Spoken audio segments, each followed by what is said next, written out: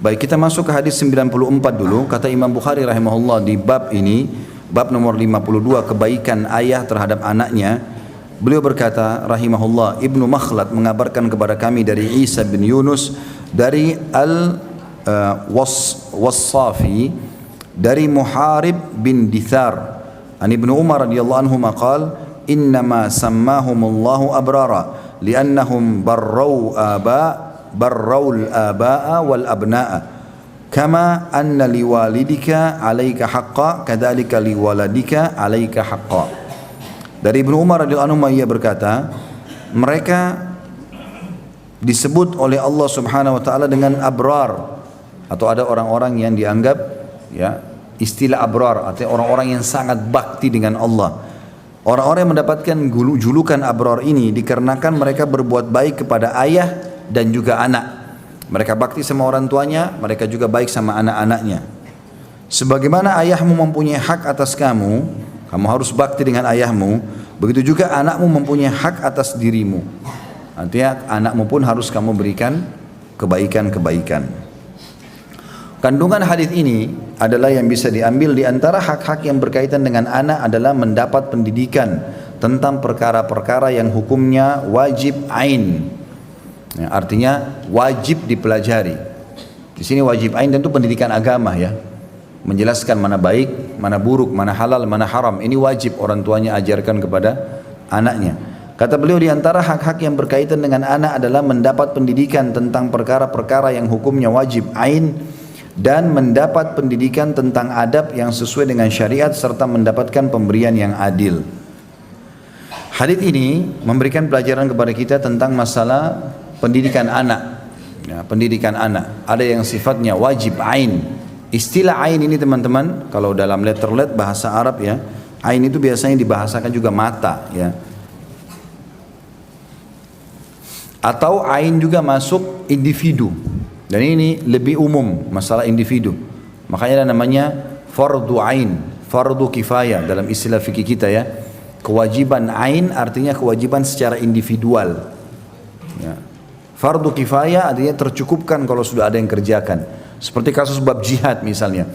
Bagi masyarakat Palestina sekarang, hukumnya fardu ain. Artinya setiap individu Palestina wajib melawan. Gitu loh. Karena mereka sudah dijajah. Bagi kita namanya fardu kifayah. Tercukupkan dengan adanya orang-orang di sana, kita membantu dengan doa, dengan harta, atau apa yang kita mampu gitu. Bagi kita tercukupkan dengan ada yang sudah menjalankan. Mirip juga dengan hukum sholat jenazah, ya, sholat jenazah. Kalau tidak ada orang lain teman-teman sekalian kecuali kita lagi jalan berdua sama teman di padang pasir, meninggal dia, cuma kita sendiri, maka di sini fardu ain. Kita wajib sekarang untuk mengubur dia semampunya. Nggak boleh dibiarkan jenazahnya begitu membusuk, karena tidak ada orang lain. Tapi kalau sudah ada yang mengurus, maka hukum bagi yang lain fardu kifayah. Ya, kalau sudah ada yang urus satu jenazah, maka berarti yang lainnya sudah gugur kewajibannya. Tapi kalau tidak ada kecuali itu harus kita lakukan. Mirip-mirip juga dengan hukum menjawab salam. Hukum menjawab salam. Kayak di majelis ini misalnya ada orang masuk, kemudian dia ucapkan salam. Assalamualaikum warahmatullahi wabarakatuh. Wajib menjawab salam. Sifatnya fardu ain. Setiap individu harus jawab. Tetapi kalau sudah ada yang jawab satu orang, itu sudah jadi fardu kifayah bagi yang lainnya. Tercukupkan pengganti daripada satu orang itu. Jelas sampai sini? Sudah banyak saya kasih contoh. Kalau nggak jelas juga aneh. Itu yang dimaksud dengan istilah kalau yang pegang bukunya, di antara hak-hak yang berkaitan dengan anak adalah mendapatkan pendidikan tentang perkara-perkara hukum yang hukumnya wajib ain. Artinya pendidikan agama di sini ya. Jadi tidak boleh teman-teman sekalian pendidikan agama itu dijadikan sebagai opsi pilihan, tapi dia sebuah kewajiban. Termasuk kita pribadi, kita nggak boleh diam, harus belajar agama. Ya, ada saatnya kita tidak selamanya harus bertanya, kecuali dalam keadaan darurat, kita harus belajar. Ya, kalau kita sudah hadir dalam majelis ilmu, kita baca buku, ya, kemudian dengarkan ceramah-ceramah, mungkin kalau sekarang dari medsos, itu sangat penting, itu kewajiban. Bahkan saya sudah bilang, buat simbol tidak ada hari tanpa ilmu, harus itu. Sehari minimal 1 jam dengarkan ilmu. Bab apa lagi nih saya pelajari hari ini? Ini secara individu saja. Dan sekarang alhamdulillah media sangat bagus. Ilmu itu, kata pepatah bahasa Arab mengatakan dalam seorang syair mengatakan dalam pepatahnya, ilmu itu akan menjagamu, sementara harta kau menjaganya. Ilmu itu kalau ada teman-teman jadi pengontrol buat kita. Kita mau makan, kita mau minum, kita mau bergaul, kita mau aktivitas apapun, ilmu menjaga kita. Ini boleh, ini nggak boleh. Kalau harta kita yang sibuk menjaganya. Makanya sulit sekali dipertemukan antara ilmu sama harta.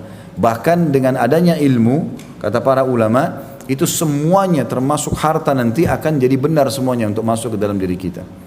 Nah, jadi ilmu itu pengawas. Kalau orang tidak ada ilmunya percuma, ya. Walaupun dia kaya raya, maka ilmu agama itu kewajiban. Dia kebaikan. Orang makin tinggi ilmunya, makin dalam ilmunya, maka makin kuat juga imannya, maka makin kokoh dia bisa berjalan di muka bumi ini, di atas kebenaran. Istiqomahnya orang itu justru karena luasnya ilmunya. Kalau orang baru belajar setahun, 2 tahun, nggak jelas, bukan cuma dari performan, banyak orang begitu, mengandalkan performannya, tiba-tiba berubah. Dengan berubah itu berarti sudah bagus dia. Belum tentu. Ya, ada suka duka dalam kehidupan. Allah Subhanahu wa taala mengatakan, apakah kalian mengira kami akan membiarkan kalian tanpa kami uji? Nggak mungkin. Allah Subhanahu wa taala akan uji, benar gak dia nuntut ilmu? Gitu kan?